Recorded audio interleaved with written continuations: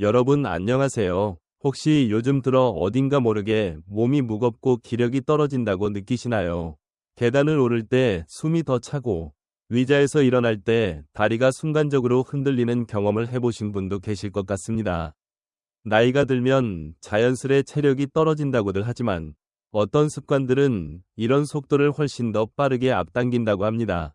오늘은 이러다 10년 일찍 갈 수 있다는 말이 나올 정도로 위험한 70대의 최악 습관 5가지, 그리고 그 중에서도 특히 꼭 피해야 할 3가지를 중심으로 이야기 나누어 볼까 합니다. 사람의 몸은 마치 커다란 나무와 같다는 이야기를 들은 적이 있습니다. 줄기와 가지가 튼튼해야 바람과 비를 견디듯 우리 몸 역시 기둥이 되는 근육과 뼈가 건강해야 일상에서 흔들리지 않을 수 있습니다.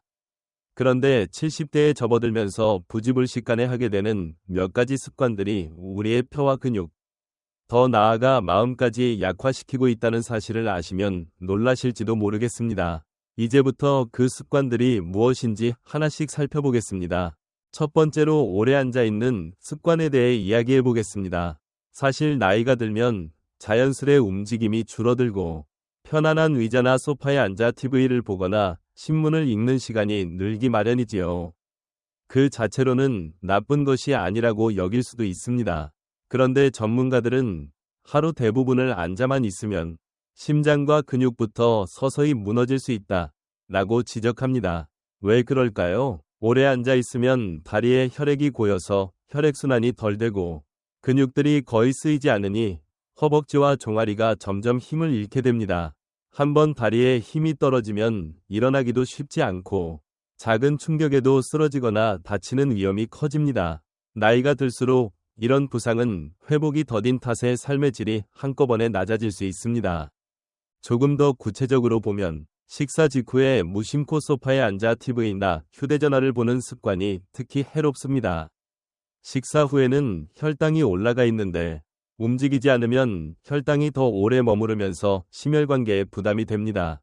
게다가 소화를 제대로 돕지 못해 더부룩함이나 속쓰림도 이어지기 십상이지요.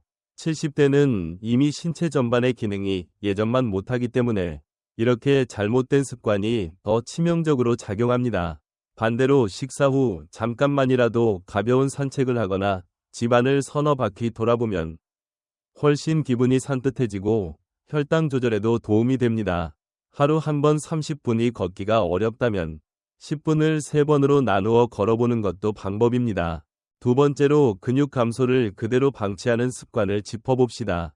누구나 나이가 들수록 근육이 줄어든다고 하지만 이를 방치하는 게 더 큰 문제입니다.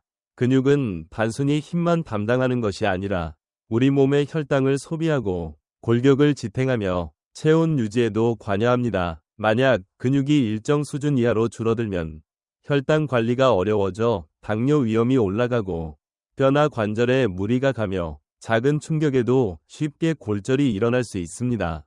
특히 70대 이후에는 근육 감소 속도가 가파르다고 알려져 있습니다. 그래서 지금 작은 운동이라도 시작해두는 것이 1년, 5년 뒤의 삶을 크게 바꿉니다. 많은 분들이 헬스장까지 가거나 무거운 기구를 들어야만 근육 운동이 된다고 생각하실 텐데 사실은 전혀 그렇지 않습니다. 의자에 앉았다 일어서는 동작만으로도 허벅지와 엉덩이 근육이 탄탄해집니다. 벽을 짚고 발뒤꿈치를 올렸다 내리는 간단한 동작은 종아리를 단련시키고 무리 없이 균형 감각을 기르는 데 도움이 되지요. 처음엔 3번만, 5번만 해봐도 좋습니다. 중간중간 조금씩 횟수를 늘리다 보면 어느새 다리에 힘이 붙는 것을 느끼게 됩니다. 집에서 텔레비전을 보시다가 광고 시간에 잠깐 이런 동작을 실천해 보시면 어떨까 싶습니다. 세 번째로 물을 충분히 마시지 않는 습관을 들 수 있습니다. 의외로 많은 분들이 몸이 별로 안 당기는데 굳이 물을 마셔야 하나 라고 넘어가곤 합니다.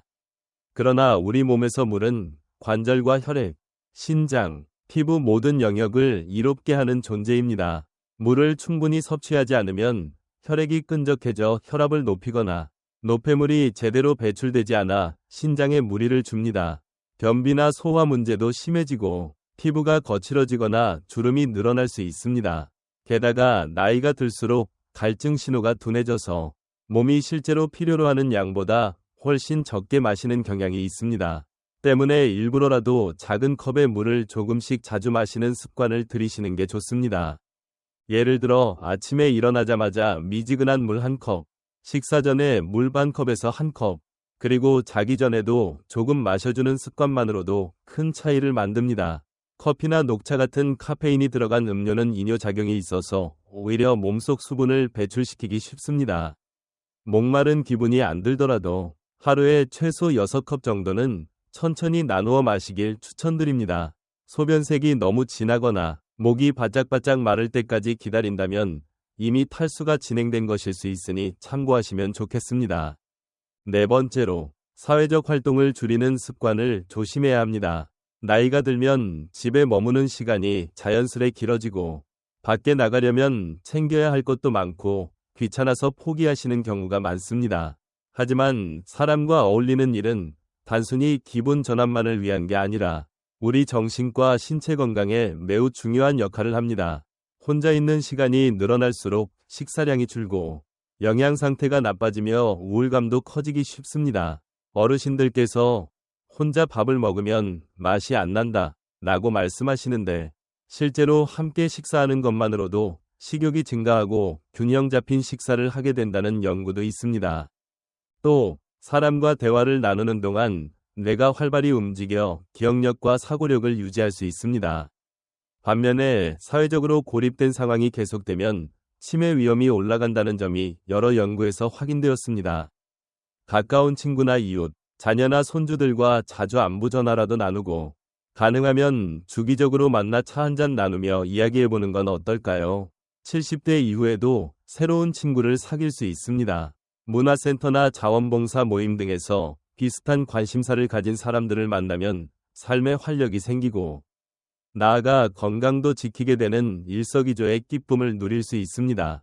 다섯 번째, 그리고 개인적으로는 가장 중요한 습관일 수도 있는 것이 새로운 배움을 포기하는 태도입니다. 나이가 들면 예전처럼 머리가 안 돌아가니 아무것도 배우지 않아야 한다고 생각하시기 쉽습니다. 하지만 뇌도 근육과 비슷해서 계속 사용하고 도전하면 훨씬 더 오랜 기간 활발한 기능을 유지할 수 있습니다. 70대, 80대에도 스마트폰을 능숙하게 다루고 새로운 언어를 조금씩 익히거나 새로운 악기를 배워 즐기는 분들을 보면 의외로 뇌는 탄력적인 기관이구나 하고 느끼게 됩니다. 뭔가 거창한 것을 배우지 않아도 좋습니다. 예전에는 늘 가던 길만 다녔는데 오늘은 한 블록 옆길을 한번 돌아본다든지 평소엔 잘 읽지 않던 장르의 책이나 신문 기사를 읽어본다든지 하는 사소한 변화도 뇌에는 큰 자극이 됩니다. 손주에게 카카오톡 사용하는 방법을 배워보고 짧은 문장이라도 스스로 보내볼 수 있다면 그 또한 일상에 신선한 활력을 불어넣어줍니다. 이렇듯 작은 배움이 쌓여 나이가 들어도 뇌가 맑고 또렷하게 유지되며 매일매일 새로운 즐거움을 맛보게 됩니다. 자, 지금까지 살펴본 5가지 습관을 요약해 보겠습니다. 첫째, 오래 앉아있는 생활. 둘째, 근육 감소를 방치하는 태도. 셋째, 물을 충분히 마시지 않는 습관. 넷째, 사회적 활동을 꺼리는 고립된 생활 방식. 다섯째, 새로운 배움을 멈추는 태도. 이 중에서 특히 70대 어르신들이 반드시 피해야 할 최악의 습관 3가지를 꼽으라면 오래 앉아있는 것, 근육 감소를 방치하는 것, 그리고 사회적 교류를 줄이는 것이라고 말씀드리고 싶습니다. 왜냐하면 이 3가지가 복합적으로 작용할 때 몸과 마음이 가장 빠른 속도로 약해지기 때문입니다. 몸은 가만히 앉아있고 근육이 서서히 줄어들고 바깥 사람과의 교류까지 잃어버리면 어떨까요? 움직임이 줄어들어 혈액순환이 나빠지고 마음의 활기마저 잃어 무기력해지기 쉽습니다. 한번 무기력해지면 다시 회복하기가 더 힘들어지고 이대로 10년이 지나면 자기 자신조차 예전엔 더 건강했는데 하고 아쉬워할 가능성이 큽니다. 그래서 지금 이 순간 작은 변화를 결심하는 것이 어쩌면 남은 인생 10년, 20년을 좌우하는 열쇠가 될 수 있습니다. 가령 일어나려고 할 때 종아리가 후들거리신다면 광고 시간마다 의자에서 앉았다 일어서기를 두어 법만 실천해 보시면 좋겠습니다. 평소에 물을 거의 드시지 않았다면 물병을 마련해둬서 시도 때도 없이 한 모금씩 마셔보세요. 밖에 나가기 귀찮다면 가까운 공원까지라도 주 2에서 3회 걸어보시고 단 한 명이 옆집 이웃이라도 종종 문을 두드려서 안부를 물어본다면 마음까지 환해집니다. 그리고 무엇보다 새로운 것을 배워보면 어떨까요? 작은 스마트폰 기능 익히기부터 짧은 요가 동작, 요리 레시피 하나라도 시도해보면 좋겠습니다. 혹시 이미 늦었어 라고 생각하시나요? 88세에도 산책을 하루 1시간씩 하는 분도 있습니다.